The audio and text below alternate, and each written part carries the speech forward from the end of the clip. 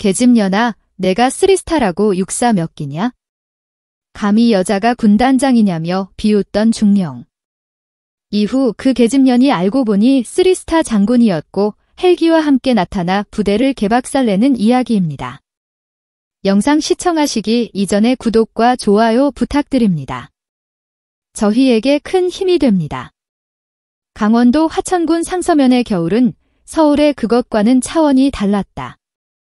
북쪽에서 불어오는 바람은 산맥을 타고 내려오며 더욱 날카로워졌고 습기를 머그은 냉기는 두꺼운 옷감을 뚫고 살갗을 파고 들었다. 해발 1000m가 넘는 고지대들이 병풍처럼 둘러싼 이곳은 대한민국 최전방 제2군단 예하 제7보병사단 일명 칠성부대가 주둔하는 땅이었다. 오후 3시가 조금 넘은 시각이었지만 하늘은 벌써 낯빛으로 변해가고 있었다. 눈이 올 것 같은 무거운 공기 속에서 낡아 빠진 검은색 국산 세단 한 대가 비포장 도로를 덜컹거리며 달리고 있었다. 차체 곳곳에는 흙탕물이 튀어 있었고 범퍼는 금방이라도 떨어져 나갈 듯 덜렁거렸다. 운전석에 앉은 산내는 30 중반의 깡마른 체격이었다. 낡은 패딩 점퍼를 입고 번거지 모자를 푹 눌러 쓴 그의 눈빛은 겉모습과 달리 매섭게 빛나고 있었다. 국선화 중장의 전속부관 한태성 대위였다. 그는 백미러를 통해 뒷좌석을 힐끗 보았다. 에모, 정말 이대로 들어가셔도 괜찮겠어요? 꼴이 말이 아닌데요. 뒷좌석에 앉은 중년 여성이 창밖으로 시선을 고정한 채 피식 웃었다. 운전이나 똑바로 해. 그리고 이모가 뭐냐? 이모가 자연스럽게 하라니까 아주 신이 났구먼. 그녀는 등산복 바지에 촌스러운 색깔의 기모 티셔츠 그리고 시장에서 10,000원이면 살 법한 보라색 조끼를 걸치고 있었다. 뽀글뽀글하게 볶은 파마머리에 쓴 등산 모자까지 영락없는 주말 등산객 아줌마의 모습이었다. 하지만 그 눈빛만은 화천의 칼바람보다 더 차갑고 깊었다. 대한민국 육군 제2군단장 국선화 중장 그녀는 사흘 전 취임했다. 보통의 군단장이라면 화려한 의전 차량을 타고 헌병의 호의를 받으며 부대를 순시했겠지만 그녀는 달랐다. 책상 위에 올라오는 보고서는 화려한 미사여구와 조작된 숫자로 가득 차 있다는 것을 누구보다 잘 알고 있었기 때문이었다. 썩은 살을 돌려내려면 메스를 들이대기 전에 어디가 썩었는지 눈으로 확인해야지. 냄새를 맡아야 하고 국선화가 났지. 그녀가 이곳을 찾은 이유는 명확했다. 육군본부 감찰실로 투서가 한 통 날아들었기 때문이다. 제74사단 예하 비무장지대 인접대에서 벌어지고 있는 끔찍한 가혹 행위와 비리에 관한 내용이었다. 하지만 감찰실이 움직이려 하자 누군가 압력을 넣어 조사를 무마시켰다. 국선화는 그 뒷배가 누구인지 그리고 현장의 실태가 얼마나 썩어 있는지 직접 확인하고자 했다. 차가 멈춰 선사단 예하의 한 전방대 위소 앞이었다. 사방이 높은 철책으로 둘러싸인 요새 같은 곳이었다. 위병수 앞에는 면회를 온 듯한 가족 몇 명이 추위에 발을 동동 구르고 있었다. 국선화는 차문을 열고 내렸다. 차가운 공기가 폐부 깊숙이 들어왔다. 그녀는 일부러 어깨를 웅크리고 팔짱을 끼며 위소 쪽으로 어슬렁거렸다. 위병소 근무자들의 표정은 하나같이 어두웠다.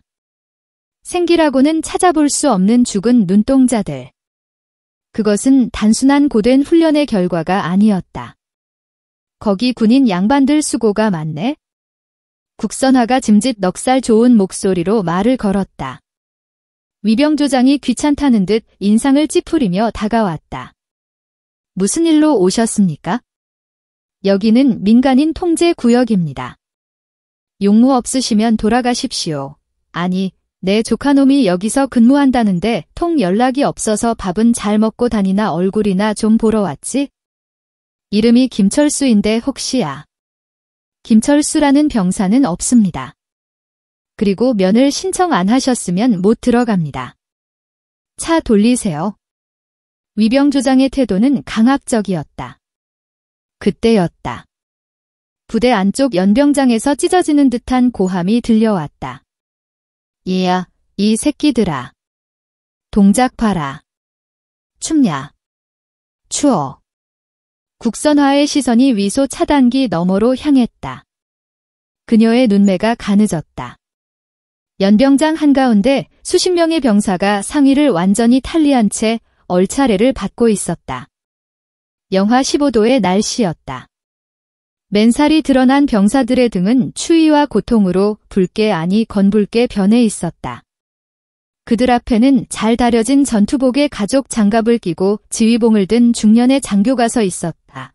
이대 대대장 방극도 중령이었다. 정신 상태들이 썩어 빠졌어. 내가 육군 사관학교 다닐 때는 얼음물에 들어가서도 애국과 사절까지 불렀어. 고작 바람 좀 분다고 엄살이야? 방극도는 지휘봉으로 엎드려 뻗쳐있는 병사들의 등을 툭툭 쳤다. 둔탁한 타격금이 위소바까지 들려왔다. 그것은 훈육이 아니었다. 명백한 폭력이자 고문이었다. 국선화는 주먹을 꽉 쥐었다. 손톱이 손바닥을 파고들었다. 그녀가 한태성 대위에게 눈짓을 보냈다. 한태성은 조용히 재킷 안주머니에 손을 넣어 소형 녹음기를 작동시켰다. 저거 지금 뭐 하는 거야? 국선화가 위병조장에게 물었다. 목소리에서 넉살이 사라지고 날카로움이 묻어났다.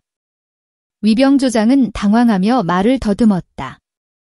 그게 정신전력 강화 훈련 중입니다.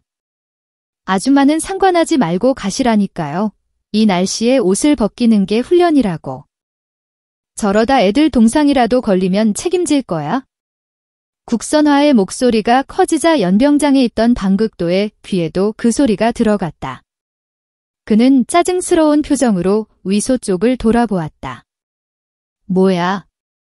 어떤 잡상인이 밖에서 지저대? 방극도가 성큼 위병소 쪽으로 걸어왔다. 그의 걸음걸이에는 오만함이 뚝뚝 묻어났다. 마치 자신이 이 구역의 제왕이라도 되는 듯한 태도였다. 방극도 중령이 위소 차단기 앞에 섰다. 그는 국선화를 위아래로 훑어보았다. 그의 눈에 비친 국선화는 그저 할 일 없이 산 구경이나 다니는 촌스러운 아줌마 그 이상도 이하도 아니었다. 아줌마. 여기가 어딘 줄 알고 와서 고래고래 소리를 질러. 동네 시장 바닥인 줄 알아? 방극도가 지휘봉으로 국선화의 가슴팍을 가리키며 쏘아붙였다. 국선화는 기가 찼지만 아직은 때가 아니었다.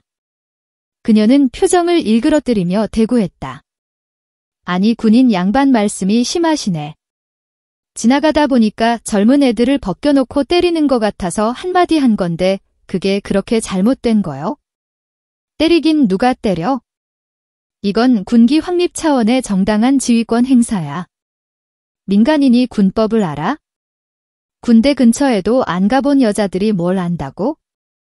감히 신성한 부대 앞에서 훈수질이야. 방극도의 입에서는 거침없이 비하 발언이 쏟아져 나왔다. 내가 누군지 알아? 육군 사관학교 출신 엘리트 장교야. 국가의 안보를 책임지는 사람이라고. 당신 같은 아줌마들이 집에서 편하게 드라마 보면서 귤이나 까먹을 수 있는 게 다 나 같은 사람들이 뼈 빠지게 고생해서 그런 거야? 알면 고마운 줄 알고 썩어져. 그의 말 한마디 한마디에는 특권의식과 선민사상이 짙게 되어 있었다. 국선화는 속에서 끓어오르는 분노를 억누르며 차분하게 되물었다. 육군 사관학교 좋은 학교지. 그런데 그 학교에서 국민한테 반말하고 욕하라고 가르치던가? 그리고 부하들을 짐승처럼 다루라고 가르쳤어. 방극도의 눈썹이 꿈틀거렸다. 감히 일개 아줌마가 자신의 출신 성분을 운하며 훈계하려 드는 것이 참을 수 없이 불쾌했다. 이 여편 내가 진짜 돌았나? 야 위병조장 너 근무 똑바로 안 서? 당장 경찰 불러서 공무집행 방해로 쳐넣어. 그리고 저 차도 당장 견인하라고 해. 방극도가 고함을 지르며 위병조장의 정강이를 군화발로 걷어찼다. 퍽하는 소리와 함께 조장이 비명을 지르며 주저앉았다. 폭력은 습관이었다. 그는 죄책감 따위는 전혀 느끼지 않는 듯했다. 그때 대대본부 건물에서 여군 대위 한 명이 급하게 뛰어왔다. 인사장교 김대위였다. 그녀는 창백한 얼굴로 방극도에게 격했다. 대대장님, 사단 사령부에서 화상회에 접속하라는 지시가 내려왔습니다. 지금 바로 들어가셔야 합니다. 방는 김대위를 보자마자 인상을 구겼다. 야, 김대위 너는 눈치도 없냐? 내가 지금 바쁜 거 안 보여? 그리고 여자가 목소리가 왜 그렇게 커? 조신하게 말을 못해. 죄송합니다. 급한 용건이라. 여자들이 이래서 안 돼. 군대에 여자가 들어오니까 재수가 없으려니 별 미친 아줌마가 와서 행패를 부리지 않나? 너도 저 아줌마랑 똑같은 부류야? 군복 입었다고 군인인 줄 알지? 밥이나 짓고 애나 낳을 것이지. 어디 감히 신성한 국방의 의무를 운운해.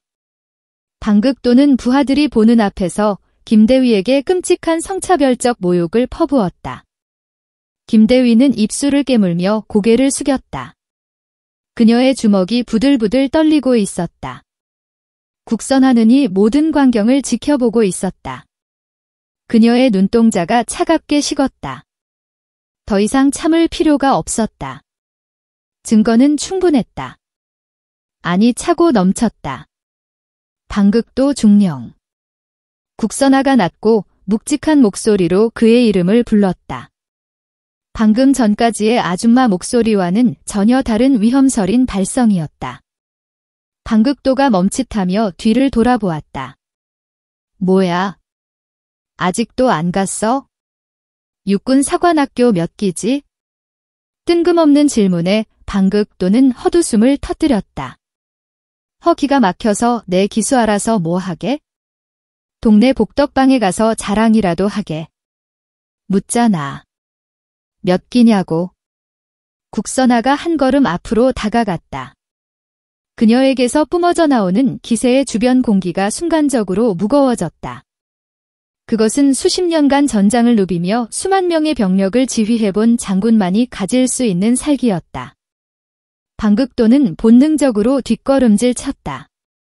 눈앞의 여자는 분명 등산복 차림의 아줌마인데 느껴지는 압박감은 사단장 앞에서도 느껴본 적 없는 거대함이었다.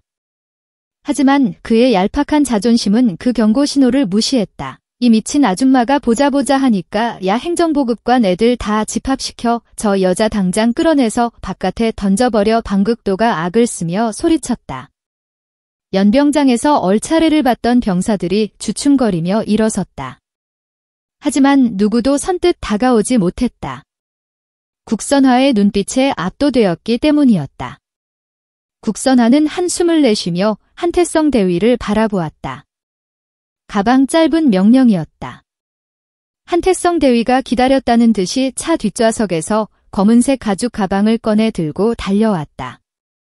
국선화는 쓰고 있던 등산 모자를 벗어 바닥에 던졌다. 뽀글거리는 파마머리라고 생각했던 것은 사실 가발이었다. 그녀가 가발을 벗어 던지자 단정하게 빗어넘긴 희끗한 숏컷 헤어스타일이 드러났다. 날카로운 턱선과 강인한 눈매가 온전히 드러나는 순간이었다. 한태성이 가방을 열었다. 그 안에는 잘 다려진 정복 상의와 정모가 들어있었다. 국선화는 입고 있던 보라색 조끼와 기모 티셔츠를 거침없이 벗어던졌다. 아내는 이미 짙은 국방색 셔츠를 입고 있었다. 방극도는 눈앞에서 벌어지는 상황을 이해하지 못하고 멍하니 바람만 보았다. 국선화가 한태성에게서 정복 상의를 받아 입었다. 옷깃을 여미고 단추를 채우는 동작 하나하나의 절도와 품격이 흘러넘쳤다. 마지막으로 그녀가 어깨 견장을 매만졌다. 화천의 흐린 하늘 아래 은색으로 빛나는 별들이 모습을 드러냈다. 하나, 둘, 셋, 세 개의 별 중장이었다. 위병소 주변에 정적이 감돌았다. 바람소리조차 멈춘 듯한 고요함이었다. 방극도의 눈동자가 찢어질 듯 커졌다. 입이 떡 벌어져 다물어지지 않았다. 다리에 힘이 풀려 휘청거렸다. 거짓말. 이건 거짓말이야. 그는 부정하고 싶었다. 몰래 카메라라고 코스프레라고 믿고 싶었다. 하지만 그녀의 가슴에 달린 수많은 약장과 지휘관 휘장 그리고 우측 가슴에 선명하게 박힌 명찰 국선화라는 세 글자는 그 모든 것이 부정할 수 없는 현실을 증명하고 있었다. 국선화가 정모를 천천히 눌렀었다. 모자챙 아래로 드러난 눈빛은 먹이를 노리는 맹수의 그것보다 더 사나웠다. 제군단장 중장 국선화다. 그녀의 목소리가 천둥처럼 울려 퍼졌다. 위병소에 있던 초병들과 김대위 그리고 연병장에 있던 병사들이 반사적으로 차렷 자세를 취하며 경례를 붙였다. 충성. 수십 명의 목소리가 하나로 합쳐져 골짜기를 흔들었다. 하지만 방극도는 경례조차 하지 못한 채 멍하니 서 있었다. 공포가 마비시킨 탓이었다. 국선화가 천천히 방극도에게 걸어갔다. 군나 발자국 소리가 방극도의 심장을 짓밟은 듯 했다. 그녀는 방극도의 코앞까지 다가가 멈춰섰다. 방극도 중령 경례 안 하나? 그제야 정신이 든 방극도가 허둥지둥 손을 올렸다. 하지만 손은 사시나무 떨듯 떨리고 있었고 경례 자세는 엉망진창이었다. 추충성주 중령 방극도 소리가 작다. 충성 중령 방극도가 목이 찢어져라 소리를 질렀다. 그의 얼굴은 공포로 하얗게 질려 있었고 식은땀이 비 오듯 흘러내렸다. 아까 나한테 뭐라 그랬지? 아줌마 옆였네. 밥이나 하라고. 국선화는 빙긋 웃으며 물었다. 하지만 그 웃음은 웬만한 호통보다 더 무서웠다. 죄송합니다. 주 죽을 죄를 지었습니다. 저는 정말 모르고 민간인인 줄 알고 민간인이면 그렇게 대해도 된다는 건가? 국선화의 표정이 순식간에 싸늘하게 굳었다. 그녀의 호통이 이어졌다. 너 같은 놈들이 군복 입고 꺼드럭거리니까 국민들이 군을 신뢰하지 않는 거야? 민간인에게는 오만 방자하고 부하들에게는 폭군처럼 굴고 동료 여군에게는 성차별이나 일삼는 게 내가 말한 육군 사관학교의 가르침인가? 아닙니다. 아닙니다. 군단장님. 방극도는 그대로 바닥에 무릎을 꿇었다. 제발 용서해 주십시오. 제가 잠시 미쳤었나 봅니다. 딱 한 번만 선처해 주신다면 다시는 일어나. 국선화가 버럭 소리를 질렀다. 장교가 부하들 보는 앞에서 무릎을 꿇어 내 놈한테는 장교로서의 자존심도 없나? 쪽 팔린 줄 알아야지. 그녀는 헌병대 호출 버튼을 눌렀다. 군단 헌병대장. 여기 7사단 영대다. 지금 즉시 수사관들 대동에서 들어와 체포할 놈이 하나 있다. 무전을 마친 국선화는 바들바들 떨며 서 있는 방극도의 가슴에서 대대장 휘장을 거칠게 뜯어냈다. 드드득하는 소리와 함께 휘장이 뜯겨나갔다. 방극도 중령 현시간부로 보직 해임이다. 너는 군형법상 모욕죄, 직권남용, 가혹위, 그리고 상관 모독죄로 군사법원에 회부될 거다. 변명은 법정에서 해라. 방극도는 바닥에 주저앉아 너클 놓았다. 그의 화려했던 아니 화려하다고 착각했던 군 생활이 비참하게 막을 내리는 순간이었다. 국선화는 그를 더 이상 거들떠 보지도 않고 연병장으로 걸음을 옮겼다. 상의를 벗고 추위에 떨고 있는 병사들이 잔뜩 긴장한 채 그녀를 바라보고 있었다. 국선화의 눈시울이 붉어졌다. 전원상에 입어 실시. 그녀의 명령에 병사들이 주섬주섬 옷을 입기 시작했다. 국선화는 가장 가까이 서 있는 입술이 파랗게 질린 일병에게 다가가 자신의 패딩 점퍼를 덮어주었다. 미안하다. 못난 상관들 때문에 너희가 고생이 많다. 정말 미안하다. 군단장의 따뜻한 사과에 공포에 질려있던 병사의 눈에서 닭똥 같은 눈물이 뚝뚝 떨어졌다. 아닙니다. 감사합니다. 군단장님. 연병장 곳곳에서 훌쩍이는 소리가 들려왔다. 그것은 단순히 추위 때문이 아니었다. 억울함과 서러움, 그리고 처음으로 느껴보는 참된 지휘관의 온기에 대한 감동이었다. 그때 멀리서 요란한 사이렌 소리가 들려왔다. 군단 헌병대의 차량 행렬이 흙먼지를 일으키며 달려오고 있었다. 화천의 골짜기에 진정한 별이 떴다. 그 별은 어둠을 몰아내고 썩은 환부를 돌려낼 준비를 마친 상태였다. 이제 시작이었다. 방극도는 꼬리 자르기에 불과했다. 이 뒤에 숨어있는 거대한 몸통을 잡기 위한 전쟁이 막 시작된 것이다. 군단 헌병대 조사실의 공기는 바깥 날씨만큼이나 차가웠다. 철제 책상 하나와 낡은 의자 2개가 전부인 그곳의 방극도 중령이 앉아 있었다. 몇 시간 전만 해도 위병수 앞에서 천하를 호령하던 그의 기세는 온데간데 없었다. 계급장이 뜯겨나간 전투복은 볼품없이 구겨져 있었고 헝클어진 머리카락 사이로 흐르는 식은땀이 그의 초라함을 더했다. 국선나 중장이 조사실 문을 열고 들어왔다. 그녀는 정복 대신 야전 상의로 갈아입은 상태였다. 한태성 대위가 그 뒤를 따라 들어와 수사기록관 자리에 앉았다. 방극도 잠은 좀 잤나? 국선아가 낮은 목소리로 물으며 맞은편 의자에 앉았다. 방극도는 고개를 들지 못한 채 입술만 달거렸다. 군단장님, 제발 살려주십시오. 제가 미쳤었습니다. 시키는 대로 다 했습니다. 저는 그저 위에서 내려오는 지시를 따랐을 뿐입니다. 방극도의 입에서 변명이 터져나왔다. 국선화의 눈썹이 꿈틀거렸다. 위에서 시켰다. 병사들 옷 벗기고 때리라고 시켰나? 민간인한테 욕하라고 시키던가? 그게 아니라 상납금 말입니다. 부식비랑 유류 빼돌려서 만든 비자금 제가 다 먹은 거 아닙니다. 저는 정말 배달만 했습니다. 국선화와 한태성의 눈이 마주쳤다. 역시 단순한 개인의 일탈이 아니었다. 국선화는 짐짓 모르는 척하며 방극도를 다그쳤다. 똑바로 말해. 누구한테 배달했나? 방극도는 망설였다. 입을 여는 순간 자신이 속해 있던 거대한 카르텔에서 매장당할 것이 뻔했기 때문이다. 하지만 눈앞의 국선화는 당장이라도 자신을 군사법원 최고형으로 다스릴 기세였다. 그는 떨리는 손으로 물컵을 집어들었다가 내려놓으며 입을 열었다. 청송회입니다.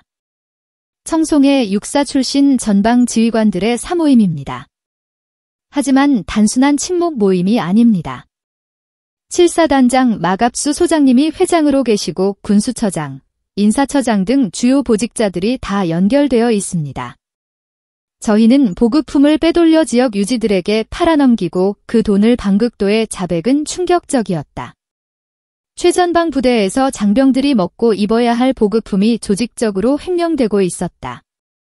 쌀, 고기, 심지어 겨울철 필수품인 핫팩과 방한 장갑까지도 빼돌려져 인근 시장과 군장점에 팔려나갔다는 것이다. 그 수입금은 마갑수 소장의 진급 로비 자금과 사치 비용으로 흘러 들어갔다. 국선은 주먹을 꽉 쥐었다. 피가 거꾸로 솟는다는 말이 무슨 뜻인지 알 것 같았다. 지금 당장 수사관들 풀어 방극도가 말한 장부 그리고 그 창고 위치 확보해. 국선화의 지신을 신속했다. 그녀는 곧바로 자리에서 일어나 조사실을 나갔다. 헌병대장에게 비상 소집 명령을 내렸다. 새벽 20시 강원도 화천군 외곽의 한 허름한 농자재 창고. 겉보기에는 비닐과 농약을 보관하는 곳처럼 보였지만 헌병대원들이 쇠지렛 대로 셔터를 뜯어내자 놀라운 광경이 펼쳐졌다. 창고 안에는 제2군단 마크가 선명하게 찍힌 박스들이 산더미처럼 쌓여 있었다. 최신형 방한복, 전투식량, 그리고 훈련용 교보제까지. 전방 초소 병사들이 보급이 안 나와 벌벌 떨고 있을 때의 물건들은 이곳에서 썩어가거나 뒷거래를 기다리고 있었던 것이다. 국선화는 창고 한 구석에 놓인 장부를 집어들었다. 빼곡하게 적힌 날짜와 금액 그리고 수취인의 이름들 그중에는 마갑수 소장의 이름뿐만 아니라 지역 국회의원과 국방부 고위 관계자의 이름까지 암호처럼 적혀 있었다. 군단장님, 이거 규모가 생각보다 훨씬 큽니다. 건드리면 파장이 만만치 않을 겁니다.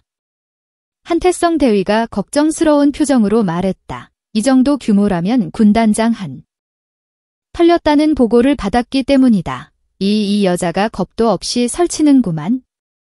굴러온 돌이 박힌 돌을 빼내려고 들어 마갑수는 신경질적으로 재를 털었다. 그는 육군 사관학교 선후배들 사이에서 불도저라고 불리는 인물이었다. 진급을 위해서라면 물불 가리지 않고 부하들의 고혈을 짜내는데 도 같은 사람이었다. 그에게 국선하 중장은 눈에 까이었다. 비육사 출신의 여군이라는 점이 그의 콤플렉스를 건드렸다. 사단장님, 어떻게 하시겠습니까? 방중령 그 친구가 입을 열면 저기까지 위험해집니다. 참모장이 안절부절 못하며 물었다. 마갑수는 비릿한 미소를 지었다. 걱정 마. 방도 그놈은 내가 알아서 처리해. 가족들 들먹이면 옥살이 혼자 하겠다고 할 놈이야. 문제는 국선아 저 여자야. 감히 내 구역을 휘저어나 본때를 보여줘야지. 마갑수는 전화기를 들었다. 수신이는 국방부 내의 사조직 선배였다. 그는 통환에 비굴한 웃음을 흘리며 국선화에 대한 험담을 늘어놓았다. 네, 선배님. 이번에 온 신임 군단장이 아주 가관입니다. 오자마자 감정적으로 부대를 휘젓고 다녀서 지휘체계가 엉망이 됐습니다. 여자가 지휘관으로 오니 부대 기강이 말이 아닙니다. 네, 제가 이번 군단 기동훈련 때 확실하게 능력을 검증해 보이겠습니다. 네, 알겠습니다. 전화를 끄는 마갑수의 눈빛이 교활하게 빛났다. 일주일 뒤 예정된 군단급 대규모 기동훈련. 이것이 기회였다. 그는 국선화를 작전 실패의 늪으로 빠뜨려 망신을 주고 리더십 부재를 이후로 경질시킬 계획을 세웠다. 공병 대대장 불러. 그리고 이번 도하 작전 시나리오 가져오라고 해 마갑수는 탁자 위에 놓인 지도를 펼쳤다. 북한강 상류 유속이 빠르고 강폭이 넓은 지점. 이곳이 국선화의 무덤이 될 장소였다. 며칠 뒤 군단 사령부 작전회의실 국선나 중장이 주재하는 작전회의가 한창이었다. 분위기는 무거웠다. 7사단장 마갑수는 짐짓진지한 표정으로 작전 계획을 브리핑했다. 이번 훈련의 핵심은 신속한 도하 작전입니다. 적의 포탄 낙하 상황을 가정하고 7사단 주력이 북한강을 도하하여 교두보를 확보하는 것이 목표입니다.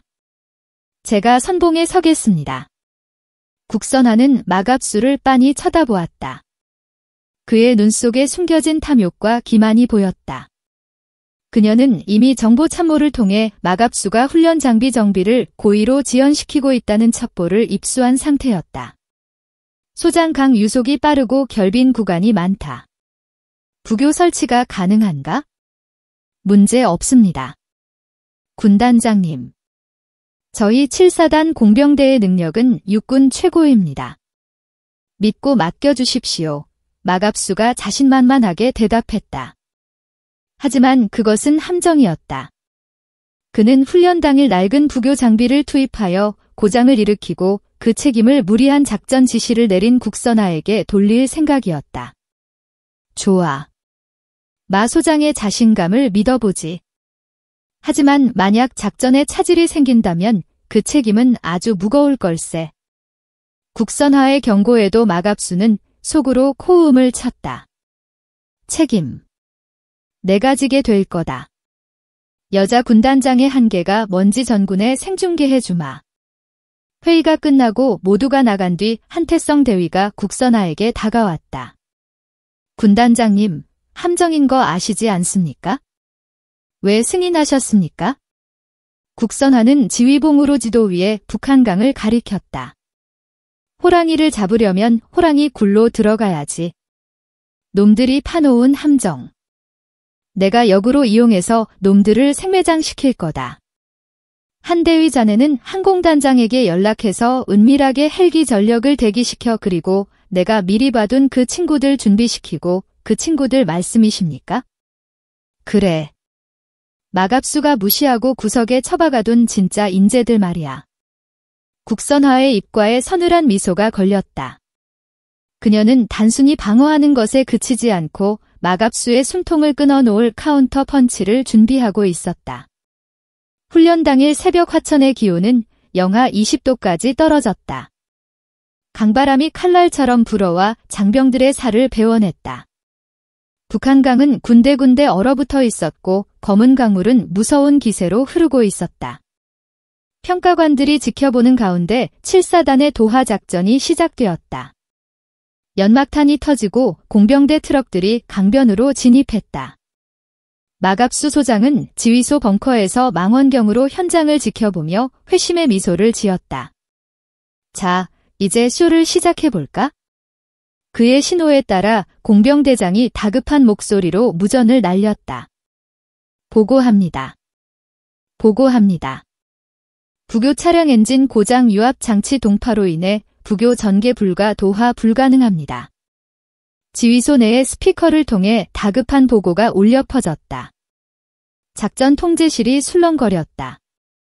도하가 지연되면 후속 부대는 적의 포격에 몰살당하는 시나리오였다. 마갑수는 짐짓 당황한 척하며 국선하에게 보고했다. 군단장님, 큰일 났습니다. 기상 악화로 장비가 말을 듣지 않습니다. 작전을 중지하고 우회해야 할 것 같습니다. 이대로는 전멸입니다. 그는 속으로 쾌재를 불렀다. 작전 중지 명령이 내려지는 순간 국선화의 리더십은 땅에 떨어질 것이고 국방부 감찰이 시작될 것이다. 하지만 국선화의 반응은 담했다. 그녀는 야전 점퍼 주머니에 손을 넣은 채 지도만 응시했다. 작전 중지는 없다. 하지만 장비가 고장났습니다. 병사들을 다 수장시킬 셈입니까? 마갑수가 목소리를 높였다. 주변의 참모들도 국선화를 불안하게 쳐다보았다. 마갑수 자네는 장비가 없으면 전쟁을 못하나? 고장났으면 고쳐서 쓰고 없으면 만들어서 건너는 게 야전군이야. 국선화는 무전기를 집어들었다. 항공단장 작전명 독수리 지금 즉시 실시. 그 순간 산등성이 넘어서 거대한 괴음이 들려왔다. 수리온 헬기 편대가 강바람을 가르며 나타났다. 마갑수의 눈이 휘둥그레졌다. 항공강습은 작전 계획에 없던 내용이었다. 저게 뭡니까? 헬기들은 고장난 부교 차량 대신 거대한 상판들을 강 위에 투하하기 시작했다. 그리고 그 상판 위로 낯선 부대가 뛰어내렸다. 그들은 마갑수가 계집애들 고문관이라며 한직으로 쫓아냈던 여군 부사관들과 비육사 출신 장교들로 구성된 특임대였다. 그들 중에는 며칠 전 국선화가 구해준 김대위도 있었다. 그녀는 그 누구보다 날렵한 동작으로 상판을 연결하고 로프를 쏘아 올렸다. 방극도에게 성희롱을 당하며 짓밟혔던 그녀가 지금은 작전의 최선봉에서 영웅적인 활약을 펼치고 있었다. 이게 무슨 마갑수는 말을 잇지 못했다. 헬기를 이용한 공중강습과 급조 도하 작전. 그것은 교범에도 없는 국선화만의 변칙적이고 과감한 전술이었다. 공병대가 못하면 보병이 한다. 그리고 남자가 못하면 여자가 한다. 그게 내 방식이다. 국선화가 낯찍하게 말했다. 강 위에는 순식간에 임시 다리가 만들어졌다. 전차와 장갑차들이 굉음을 울리며 강을 건너기 시작했다. 마갑수가 꾸며놓은 장비 고장이라는 함정은 국선화의 압도적인 임기응변 앞에 무용지물이 되었다. 강을 건봉대는 적진 대한군의 심장부를 타격했다. 그런데 그들의 목표는 단순한 고지 점령이 아니었다. 김대위가 이끄는 특임대는 시나리오상의 저기소를 넘어 실제 훈련 통제 구역 뒤쪽에 숨겨져 있던 마갑수의 개인 텐트로 직행했다. 꼼짝마 움직이면 쏜다. 김대위가 텐트 문을 젖히고 공포탄을 발사했다. 텐트 안에는 마갑수가 빼돌린 것으로 추정되는 고급 양주와 골프채 그리고 또 다른 비밀 장부들이 널려 있었다. 그는 훈련을 핑계로 이곳에서 밀반 추락자와 접선할 계획이었던 것이다. 지휘소에 있던 국선화는 들어온 영상을 통해 이 모든 것을 생중계로 지켜보고 있었다. 화면 속에 마갑수의 사적 물품들이 드러나자 참모들은 경악을 금치 못했다. 마갑수 소장. 국선화가 그를 돌아보았다. 마갑수의 얼굴은 사색이 되어 있었다.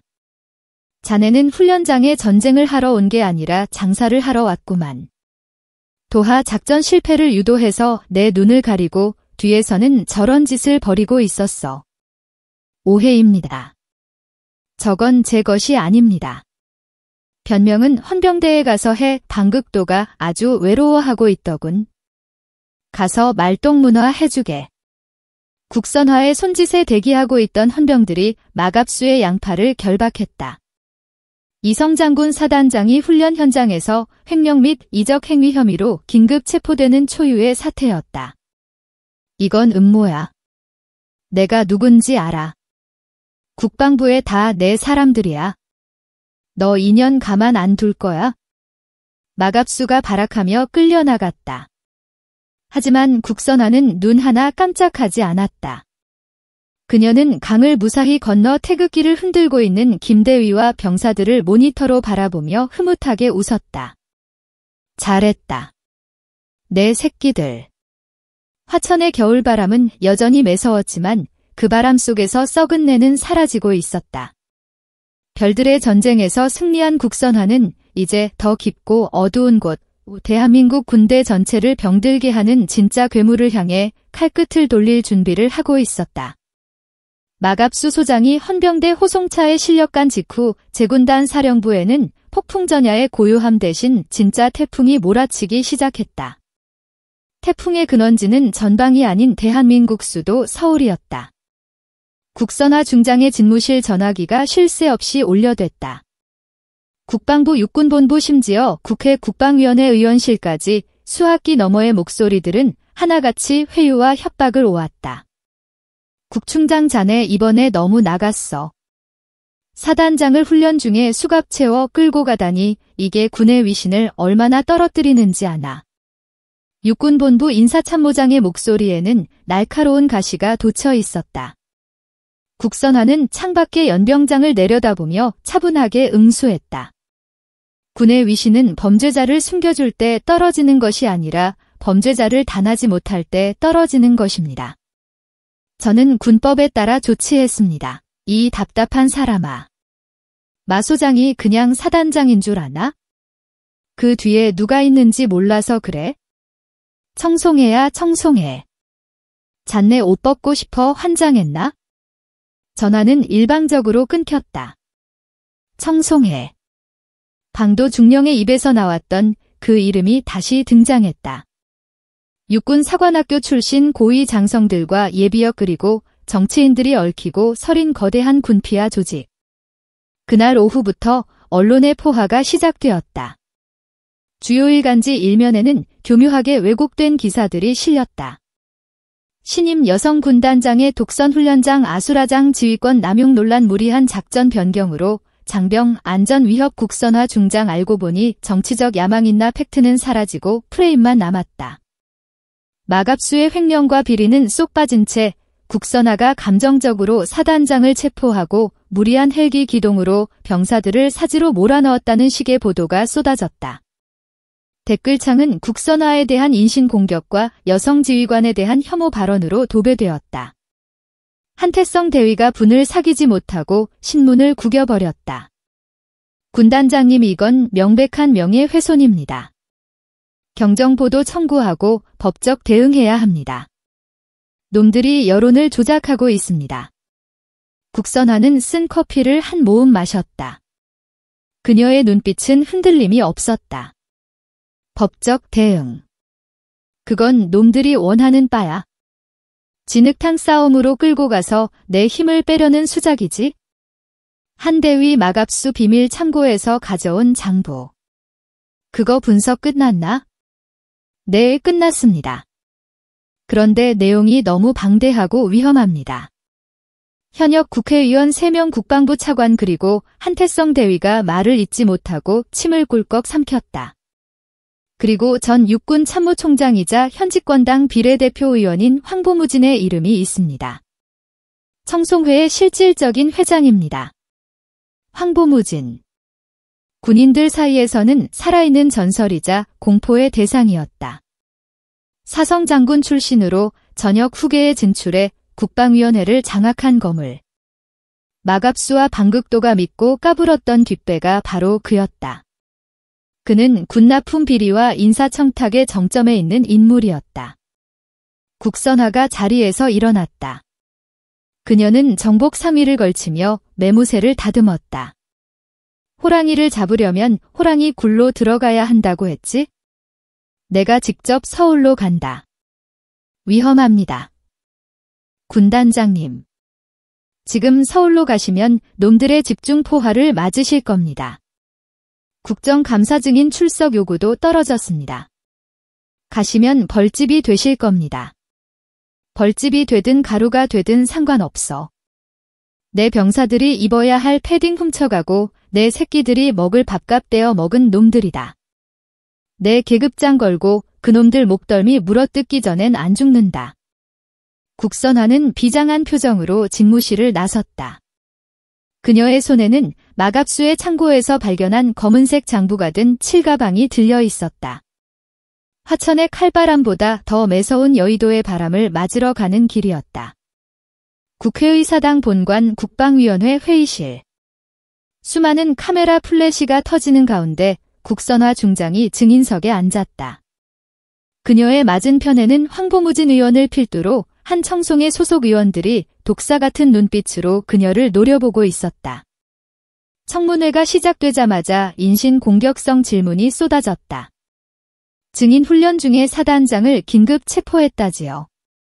그게 정상적인 지휘관의 판단입니까? 혹시 갱년기 히스테리 아닙니까? 황보무진의 최측근인 오필성 의원이 비아냥거리며 마이크를 잡았다. 회의장의 키거리는 웃음소리가 퍼졌다. 명백한 모욕이었지만 국선화는 표정 하나 바꾸지 않았다. 오필성 의원님, 질문의 수준이 참 저급하십니다. 국가 안보를 논하는 자리에서 여성 혐오적 발언이라니 유감이군요. 뭐 저급이 여자가 어디서 말고야? 증인 태도가 그게 뭐야? 국민을 대표하는 국회의원 앞에서 오필성이 책상을 치며 고함을 질렀다. 하지만 국선화는 눈 하나 깜짝하지 않고 마이크를 잡았다. 저는 국민을 대표하는 의원님께는 경의를 표합니다. 하지만 범죄자를 비호하고 군을 좀 먹는 기생충에게는 격하지 않습니다. 장내가 술렁거렸다. 생중계되고 있는 텔레비전 화면을 지켜보던 국민들은 국선화의 당당한 태도에 숨을 죽였다. 기생충 지금 우리 보고 기생충이라고 했나? 이 건방진 여자가 당장 사과해. 황보무진이 묵직한 저음으로 호통을 쳤다. 사성장군 출신의 위협감이 회의장을 짓눌렀다. 하지만 삼성장군 국선화는 그 위협감을 정면으로 받아쳤다. 사과는 제가 아니라 의원님들이 하셔야 합니다. 사과는 제가 아니라 의원님들이 하셔야 합니다. 여기 증거가 있습니다. 국선화가 가져온 가방을 열었다. 그녀는 두툼한 서류 뭉치를 꺼내 들어보였다. 이것은 7사단 비밀 창고에서 압수한 이중 장부입니다. 지난 5년간 전방 장병들에게 지급되어야 할 피복비, 부식비, 시설 보수비 등 총 200억 원이 횡령되었습니다. 그리고 그 돈의 흐름이 어디로 갔는지 여기 적혀 있습니다. 국선화가 서류 한 장을 뽑아 읽기 시작했다. 24년 1월 15일 오필성 의원 후원금 명목 5천만 원 전달자 마갑수 오필성의 얼굴이 하얗게 질렸다. 카메라들이 일제히 오필성을 비쳤다. 24년 2월 10일 국방부 차관 골프 접대비 1천만 원 결제 방극도의 이것거 마이크거 정회회 정회위원장이 다급하게 소리쳤지만 국선화의 목소리는 멈추지 않았다. 그리고 여기 가장 큰 X가 있군요. 23년 12월 황보무진 의원 출판 기념회 축하금 명목 현금 3억 원 박스포장 회의장은 아수라장이 되었다. 기자들이 셔터를 미친 듯이 눌러댔고 여당 의원들은 서로 눈치를 보며 웅성거렸다. 황보무진은 얼굴이 불그락푸르락해져서 자리에서 벌떡 일어났다. 그거 조작이야. 다 날조된 거야. 저 여자가 정치적인 목적으로 나를 의하는 거야? 조작인지 아닌지는 검찰 수사에서 밝혀지겠지요. 그리고 하나 더 있습니다. 국선아는 주머니에서 소형 녹음기를 꺼냈다. 마갑수 소장이 체포되기 직전 누군가와 통한 내용입니다. 네, 선배님. 이번 훈련 때 국선아 그 여자 확실하게 밟아놓겠습니다. 부교 고장 내서 도와 실패하게 만들고 책임 뒤집어 씌우면 됩니다. 네, 알겠습니다. 황보 선배님. 마갑수의 목소리 그리고 수화기 너머로 들리는 황보무진의 거란 목소리가 스피커를 통해 회의장에 울려 퍼졌다. 빼도 박도 못할 증거였다. 작전 실패를 사주한 것은 단순한 비리가 아니라 이적행위 즉 반역죄에 해당할 수 있는 중대 범죄였다. 황보무진이 다리에 힘이 풀려 의자에 주저앉았다. 대한민국을 호령하던 권력의 정점이 무너지는 순간이었다. 국선화는 떨고 있는 그들을 향해 마지막 일가를 날렸다. 당신들이 빼돌린 건 단순한 돈이 아닙니다. 혹한의 추위 속에서 나라를 지키는 청춘들의 피와 땀입니다. 당신들이 골프 치고 룸살론 갈 때 내 부하들은 찢어진 장갑을 기워쓰고 낡은 침낭에서 떨며 잠들었습니다. 군복 입은 것을 부끄러운 줄 아십시오. 생중계를 보던 시민들은 환호했다. 인터넷 게시판은 국선아 중장에 대한 찬사로 뒤덮였다. 사이다 장군 진정한 참군인이라는 별명이 실시간 검색어 1위에 올랐다. 하지만 승리의 기쁨을 만끽하기엔 일렀다. 궁지에 몰린 쥐는 고양이를 무는 법, 청송회의 잔당들은 마지막 발악을 준비하고 있었다. 그들의 방식은 법이나 여론이 아닌 더 직접적이고 폭력적인 것이었다. 서울 일정을 마치고 군단 사령부로 복귀하는 길 밤 11시가 넘은 시각. 경기도와 강원도 경계인 가평 인근 국도는 칠흑 같은 어둠에 잠겨 있었다. 국선나 중장의 관용차는 헌병 경호 차량 한 대의 호위를 받으며 달리고 있었다. 한태성 대위가 운전대를 잡고 있었고 국선화는 뒷좌석에서 눈을 감고 휴식을 취하고 있었다. 며칠간의 강행군으로 피로가 누적된 상태였다. 군단장님 좀 이상합니다. 한태성의 긴장된 목소리에 국선화가 눈을 떴다. 뭐가 말인가? 뒤따르던 경호 차량이 안 보입니다. 무전도 받지 않습니다. 그 순간이었다. 맞은편 차선에서 달려오던 25톤 덤프트럭이 갑자기 중앙선을 넘어 국선화의 차를 향해 돌진해왔다. 상향등 불빛이 눈을 멀게 할 듯 쏟아졌다. 잡으세요. 한태성이 급하게 핸들을 꺾었다. 타이어 타는 냄새와 함께 차체가 요동쳤다. 덤프트럭은 간발의 차로 스쳐 지나가며 가드레일을 들이받았다. 단순 사고가 아니었다. 명백한 암살 시도였다. 놈들이 미쳤군. 대한민국 한복판에서 테러하니 국선화의 눈이 번뜩였다. 하지만 위기는 끝이 아니었다. 뒤쪽에서 검은색 승합차 2대가 맹렬한 속도로 추격해 오기 시작했다. 창문이 열리고 둔탁한 파열음이 들렸다. 총성이었다. 공포탄이 아닌 실탄이었다. 군단장님, 고개를 숙이십시오. 한태성은 엑셀러레이터를 끝까지 밟았다. 구불구불한 산길에서 목숨을 건 추격전이 벌어졌다. 놈들은 군 내부의 특수훈련을 받은 청송회의 행동대원들임이 분명했다. 군단 사령부의 지원 요청에 통신이 먹통입니다. 전파 방해를 하고 있습니다. 놈들은 치밀했다. 국선화를 이곳에서 사고사로 위장해 처리하고 증거를 없앨 작정이었다. 한태성의 필사적인 운전에도 불구하고 타이어 하나가 터지고 말았다. 차는 기우뚱거리며 갓길 숲속으로 처박혔다. 군단장님 괜찮으십니까? 나는 괜찮다. 총 꺼해.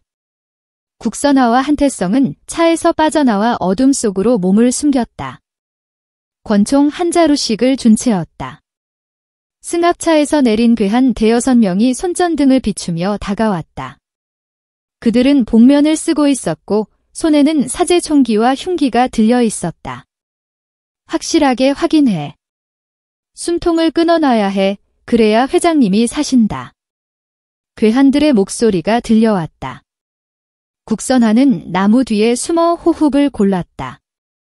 삼성 장군이 야산에서 총격전을 벌여야 하는 기막힌 상황이었지만 그녀의 가슴 속에서는 두려움 대신 전사의 피가 끓어올랐다. 한 대 30방향.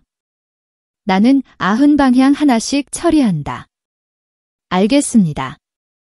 국선화가 신호를 보냈다.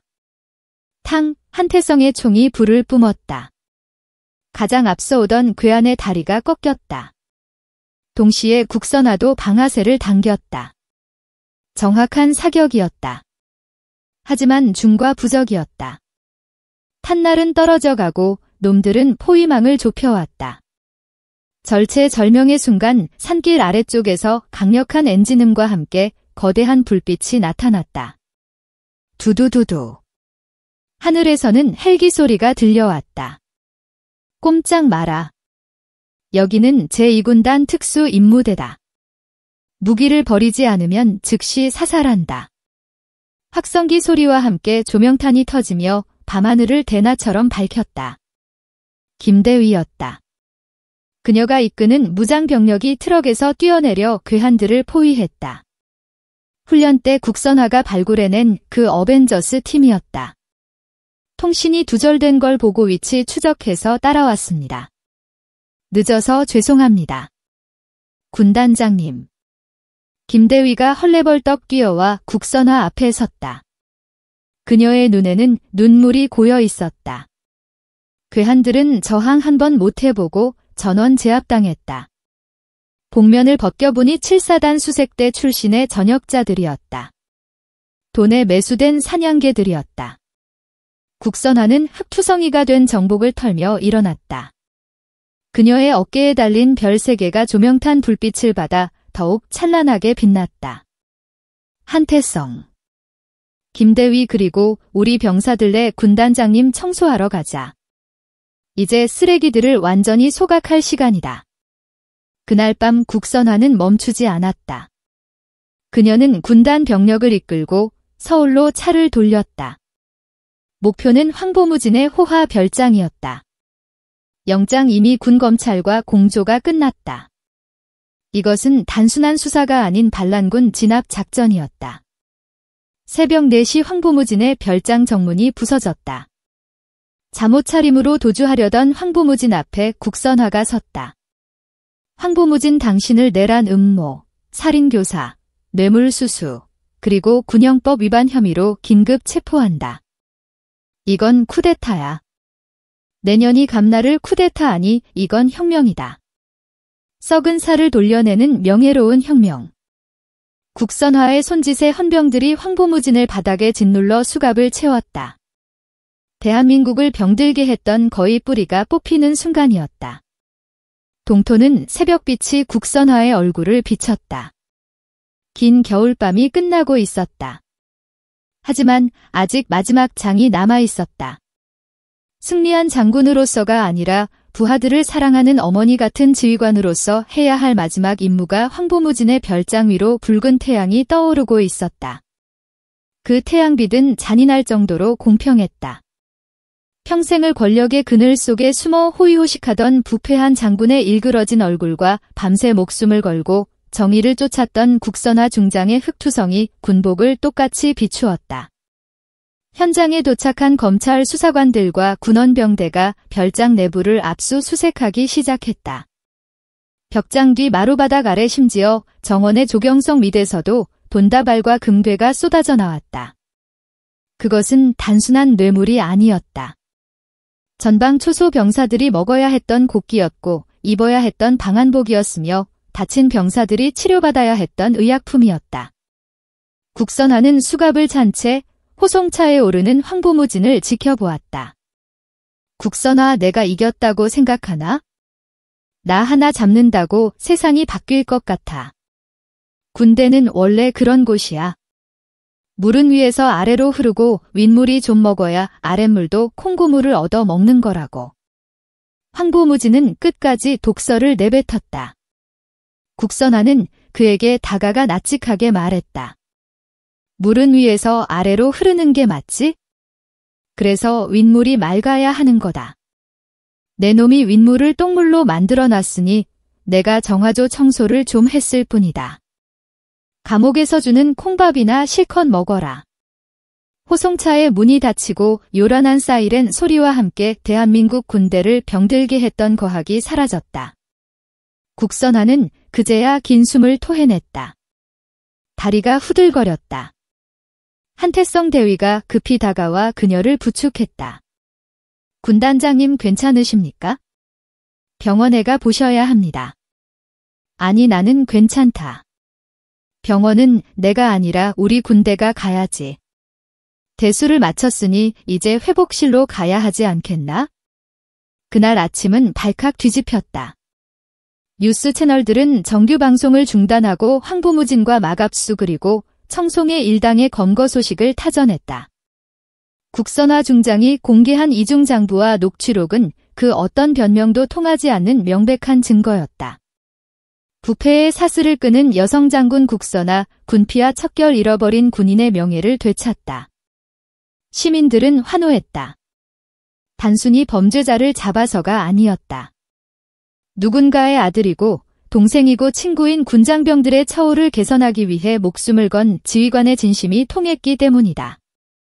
국선화는 쏟아지는 인터뷰 요청을 모두 거절했다. 그녀는 서울에 머물지 않고 곧장 헬기에 올랐다. 그녀가 향한 곳은 국방부도 청와대도 아닌 강원도 화천이었다. 오후 2시 제7보병사단 예하 문제 그대 며칠 전 국선화가 등산객 아줌마 차림으로 처음 방문했던 바로 그곳이었다. 연병장에는 훈훈한 바람이 불고 있었다.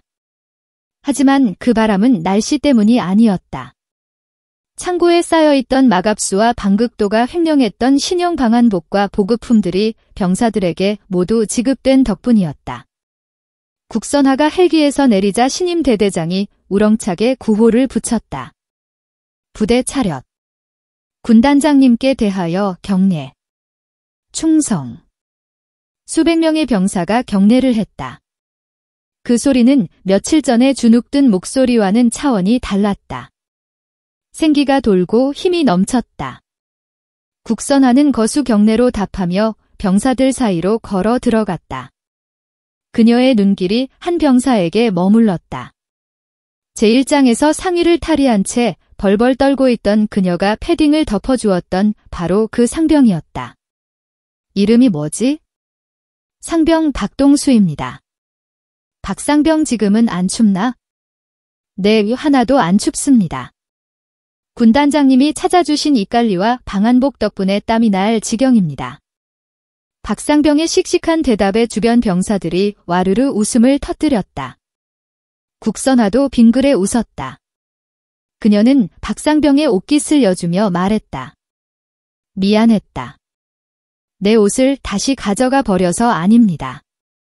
그 패딩보다 지금 입고 있는 군복이 100배는 더 따뜻합니다. 국선화는 병사의 어깨를 두드려 주었다. 그녀의 손끝에서 병사의 단단한 근육과 체온이 느껴졌다. 이것이 진짜 군대였다. 장군이 폼을 잡는 곳이 아니라 병사들이 따뜻하고 배부르게 먹고 훈련하며 나라를 지키는 곳. 그날 저녁 국선화는 사령부로 복귀하는 대신 대대 병영식당에서 병사들과 함께 저녁 식사를 했다. 메뉴는 평범한 군대 짬밥이었다. 쌀밥에 육개장 그리고 제육볶음. 하지만 그 재료들은 최상급이었다. 횡령되던 식자재 비용이 온전히 식판 위로 돌아온 결과였다. 맛있나? 국선화가 맞은편에 앉은 이등병에게 물었다. 네, 정말 맛있습니다. 입대하고 먹은 밥 중에 제일 맛있습니다.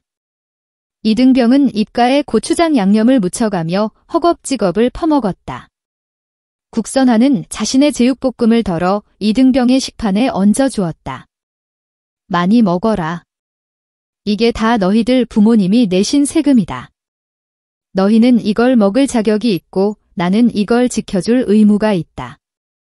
앞으로 밥상에서 고기 반찬 떨어지는 일은 없을 거다. 내 계급장을 걸고 약속하마. 식당 안에 박수갈채가 쏟아졌다.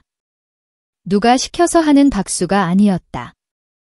식사를 마친 후 국선화는 식당 한쪽에 마련된 작은 단상에 올랐다. 마이크를 잡은 그녀의 표정은 사뭇 진지해졌다. 사랑하는 장병 여러분, 그리고 지금 이 방송을 보고 있을 제2군단 전 장병 여러분. 그녀의 목소리가 부대의 스피커를 통해 화천의 모든 골짜기로 퍼져나갔다. 지난 며칠간 여러분은 부끄러운 지휘관들의 민낯을 보았습니다. 별을 단군으로서 선배 군인으로서 참으로 미안하고 부끄럽습니다. 쥐구멍에라도 숨고 싶은 심정입니다. 식당 안이 숙연해졌다. 사과하는 장군. 그것은 병사들에게 낯선 경험이었다. 하지만 여러분, 썩은 사과 몇 개 때문에 사과나무 전체를 베어버릴 수는 없습니다. 방극도나 마갑수 같은 자들은 군인이 아닙니다. 군복을 입은 장사치일 뿐입니다. 진짜 군인은 지금 이 순간에도 철책선에서 칼바람을 맞으며 경계 근무를 서고 있는 여러분입니다. 국선화의 눈시울이 붉어졌다. 세상이 군대를 비난하고 손가락질할 때도 여러분은 묵묵히 자리를 지켰습니다. 나는 보았습니다. 훈련장에서 땀 흘리는 여러분의 눈빛을 전우를 위해 차가운 강물에 뛰어드는 용기를 여러분이 바로 대한민국의 자랑이고 나의 자부심입니다. 그녀는 잠시 말을 멈추고 숨을 골랐다. 계급장이 사람을 만드는 것이 아닙니다. 사람이 계급장을 빛나게 하는 것입니다. 내 어깨에 있는 이별세계. 이것은 권력이 아닙니다. 여러분의 짐을 대신 지겠다는 책임의 무게입니다. 앞으로 그 어떤 부조리와 비리도 여러분의 명예를 더럽히지 못하게 하겠습니다. 내가 여러분의 방패가 되겠습니다. 충성. 식당이 떠나갈 듯한 함성이 터져나왔다. 눈물을 훔치는 병사들도 있었다. 그것은 군단장과 병사들이 하나가 되는 순간이었다. 신뢰는 강요하는 것이 아니라 보여주는 것임을 국선화는 온몸으로 증명했다. 시간은 흘러 화천에도 봄이 왔다. 얼어붙었던 북한강이 녹아 유유히 흐르고 앙상했던 나뭇가지에는 연두색 새순이 돋아났다. 제군단의 풍경은 완전히 달라져 있었다. 대대적인 개혁이 단행되었다. 여군 특임대를 이끌고 활약했던 김대위는 소령으로 진급하여 사단 최정예 수색대대의 작전과장으로 영정했다. 유리장은 깨졌다. 능력 있는 여군들이 주요 보직에 배치되었고 성별이 아닌 실력이 평가의 기준이 되었다. 한태성 대위 역시 그 능력을 인정받아 육군대학 교육과정에 선발되었다. 그는 떠나기 전 국선화에게 경례하며 말했다. 군단장님, 제군 생활에서 가장 영광스러운 시간이었습니다. 다녀오겠습니다. 가서 더 큰 거목이 되어 돌아와라. 내 자리는 언제나 자네 같은 진짜 군인들을 위해 비워두겠다. 그리고 국선화 중장. 그녀는 여전히 낡은 지프를 타고 전방 곳곳을 누비고 있었다. 하지만 더 이상 가발을 쓰거나 등산복으로 위장할 필요가 없었다. 모든 병사가 그녀를 알아보았고 모든 부대가 그녀를 환영했기 때문이다. 어느 화창한 봄날 오후 국선은 최전방 GOP 초소에 올랐다. 눈앞에 펼쳐진 휴전선의 풍경은 평화로워 보였지만 그 이면에는 언제나 팽팽한 긴장감이 흐르고 있었다. 그녀는 근무 중인 초병들 곁에 섰다. 봄바람에 실려오는 아카시아 향기가 코끝을 스쳤다. 봄이구나. 그렇습니다. 군단장님, 겨울이 아무리 길고 추워도 결국 봄은 온다. 너희들의 군생활도 그렇다. 힘들고 고단하겠지만 이 시간들이 너희 인생의 따뜻한 봄을 가져다 줄 거다. 국선아는 하늘을 올려다 보았다. 나디라 별은 보이지 않았지만 그녀는 알고 있었다. 진짜 별은 밤하늘에 떠 있는 것이 아니라는 것을. 그녀의 시선이 흙먼지를 뒤집어 쓴 채 묵묵히 전방을 주시하고 있는 병사의 헬멧으로 향했다. 낡은 헬멧, 그 아래 빛나는 땀방울, 그리고 결의에 찬 눈동자. 저기 있네. 진짜 별들. 국선화가 혼잣말처럼 중얼거렸다. 네, 무슨 말씀이십니까? 초병이 의아한 듯 물었다. 국선화는 병사의 어깨를 감싸 안으며 활짝 웃었다. 아니, 아무것도 아니다. 그냥 너희들이 너무 눈부셔서 그렇다. 국선화는 병사들과 함께 철책선을 따라 걸었다. 그녀의 등 뒤로 따스한 봄 햇살이 쏟아졌다. 부패와 차별 오만과 독선의 겨울을 몰아낸 그 자리에 신뢰와 명예라는 새로운 꽃이 피어나고 있었다. 그녀는 대한민국 육군 최초의 여성 대장이 될지도 모른다. 아니면 옷을 벗고 야인으로 돌아갈지도 모른다. 하지만 그것은 중요하지 않았다. 지금 이 순간 그녀는 가장 행복한 지휘관이었다. 화천의 산하가 푸르게 빛나고 있었다. 이 땅을 지키는 수만 개의 작은 별들과 함께 오늘도 시청해 주셔서 대단히 감사합니다. 영상이 즐거우셨다면 구독과 좋아요 부탁드리겠습니다. 챗GPT 세드